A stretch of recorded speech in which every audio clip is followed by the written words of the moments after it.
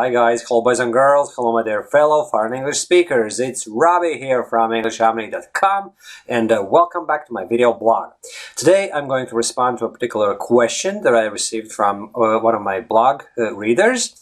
And let me read it out first and then we're going to address it. Okay, so when I speak in English without translating from my native language, which is the right way to do it, right? If you translate, you just can't speak normally. So rule number one, stop translating, right? So if I speak it that way, I face a problem of tenses. Basically, I cannot decide immediately which form of the verb should be used and all that. So please let me know how I can deal with it. Do you have any articles posted on your blog? And if yes, send me links or else please let me know the solution. Now, here's the deal. I have a number of articles that are related to this particular issue, but I'm gonna wrap it all up in a single video here, right? Because I haven't actually created a single article or a video addressing this particular question. How can I decide which tense or which form of the verb I have to use when I speak? When I do it on the go, basically. How do I decide? Okay? And here's an interesting thing, my friends. Over the years, I would imagine I've covered like all imaginable aspects of the English language and the fluency issues. All aspects imaginable, right? I just made a small mistake. Forgive me for that, but that's what I'm all about. I'm making mistakes just like you guys. I'm a human being. I'm not perfect, okay? So, what I was going to say is I've covered hundreds and hundreds of different things when it comes to English fluency improvement. But there's always a specific question that I haven't answered. And that's how I create these videos. Because when I read the email, I realized immediately that this would make a perfect video because I've never actually answered this particular question. How do I decide what tense to go with and which form of the verb to go with. So, first of all, let me just tell you, right, when obviously you would be familiar with the whole concept of collocations and phraseology and word groups, right? That's what our English language is built from, word groups, and we have to learn those word groups that would enable us to speak fluently. We don't just stick words together. Well, if we have the fluency issues whereby we stick the words together as we speak, we do it, but that's the wrong way. If you want to speak naturally, just like native English speakers do, then you would be using ready-to-go phrases and sentences and word groups, okay? So, as you go about your phraseology acquisition, first of all, what I'm going to tell you is you would be learning word groups that would already contain all the tenses and the correct forms of verbs in them. That is the main point, basically. The most important thing to bear in mind. And here's a typical example. Conditional sentence type 3, okay? Had I would have. And let me give an example right off the top of my head. Had I not started running all those years ago, I would have remained an overweight man, okay? But just because I've been running now for 8 years in a row or something like that, I'm maintaining a decent physique and I'm maintaining a healthy body weight. So had I not been running all these years, I would have remained a fat person, basically, right? Let's call a spade a spade. And you may think when you look at this particular grammar construct, had I would have, that's a very difficult grammar construct, how to wrap your head around it, right? But all you gotta do is just memorize it. Had I would have. And then when it becomes your second nature, you don't have to think about when you have to use that tense. You will automatically know when to use it just because you've memorized that particular grammar construct. Okay, and the same goes with simpler expressions such as I would have thought. It's a typical expression used when, and by the way, you can click on these links right here because I'm changing them as I'm going along, and basically I'm inserting the relevant links and you can click right on them in the video and it's going to take you to my blog article and you'll be able to read it and watch the relevant video and all that. So, I would have thought native English speakers use this expression to express the simple fact that they thought that something was the case, but it turned out differently, right? So I would have thought that Jimmy was gone on holidays, but I saw him at work yesterday. What's the deal? Why is he back? I would have thought that he's gone on holidays, right?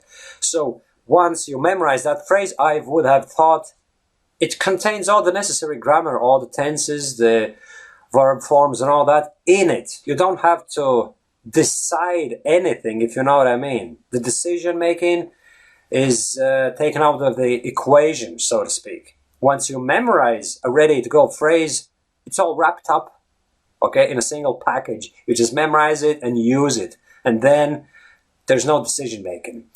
But here's the deal, right? Obviously, it's all nice and well, but when you speak at great lengths, obviously at some stage down the line, you will come across a situation when you have to make that decision, because obviously you wouldn't be just using word groups and collocations and phraseology constantly.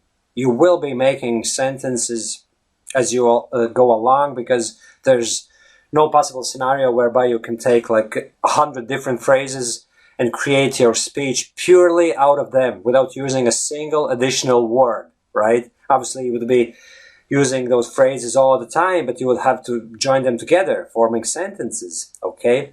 So how do you decide then which tense to use when the situation demands? Here's the rule of thumb that I would go by, okay? The present progressive tense, and this is something that I haven't actually heard anyone else saying. No English teacher would have told me that, and I haven't actually read it anywhere.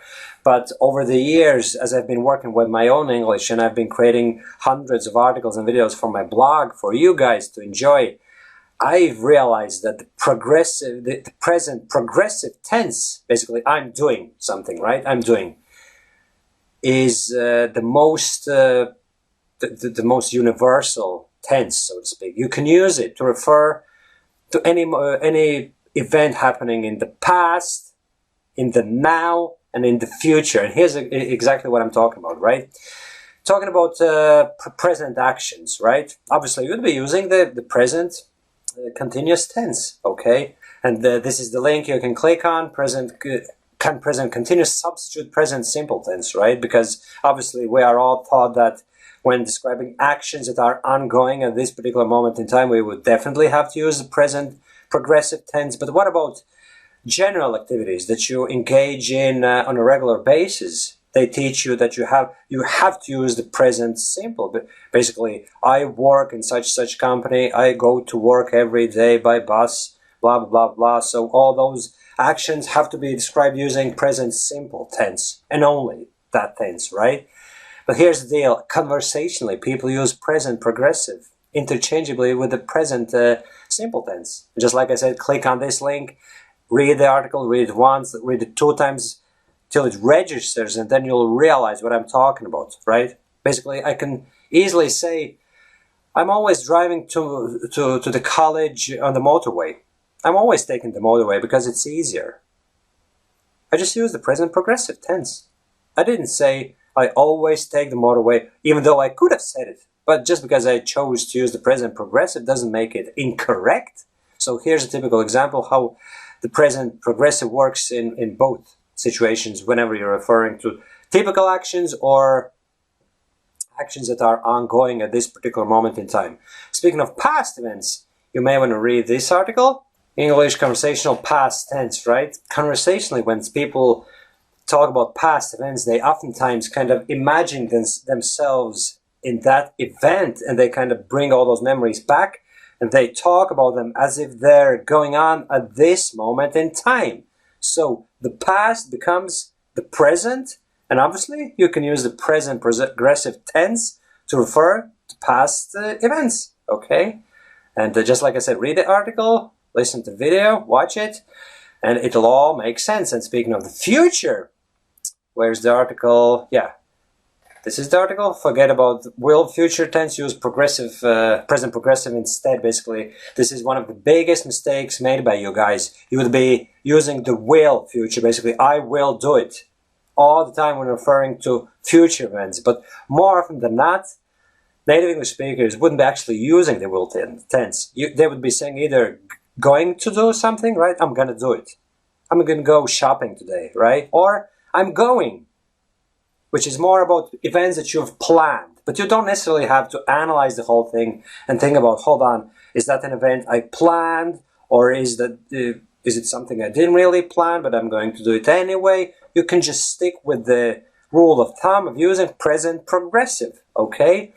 I'm going shopping tonight. Tonight we're going to the movies. Tonight we're getting a takeout and eating burgers and tacos, right? So whenever you're in doubt, stick with the present progressive. And this was the second point I was trying to make. The first one was learn ready to go English speech patterns, collocations, phraseology, and all that. And they will already contain all the necessary grammar in it. You won't have to conjugate anything. And then when it comes to these decisions as to which tense to use, as you join sentences together and as you talk about things that you wouldn't be normally talking about, and there would be less phraseology to use in those type of conversations, just go with the present progressive. I'm struggling to pronounce the name of the tense for some reason, right? Present progressive or present continuous. Different sources refer to the same tense differently, right? But it's the same thing. So use that one as your basic tense, okay? And you won't go wrong with it, all right? So that'd be laying the ground rules, so to speak. And then there's a few more. Yeah, you can read this article, 3 basic grammar rules necessary for fluent English, okay? So the first one is how to use the past perfect. I had done it, basically, when talking about events that happened before a specific timeline. Then you use the past perfect, okay? And the second rule is the first conditional. If I do it, I will. A lot of foreigners would make the mistake of saying, if I will do it, something else will happen, but it's wrong. Whenever you use words such as if and when, you have to use the simple present tense in that clause, and then followed by the will future, right? So that's the second rule. And the third one was, oh yeah, future tense, the same thing I already told you about, right? Basically, you don't have to use the will future tense, which is way overused among us foreigners. You just have to go with the present progressive, I'm doing it, or going to future, which conversationally becomes gonna. I'm gonna do it, right? And that's actually what people use in conversations on the street all the time. I'm gonna would be even more used than the present progressive, right? But just like I said, if you use present progressive as your basic tense, you won't go wrong with it, okay? So I hope that this is helpful to you. Thanks for asking the question. And obviously, if you have any further questions, you are welcome to post them in the comment section below, my friends. Thanks for watching. Chat to you soon. Bye-bye.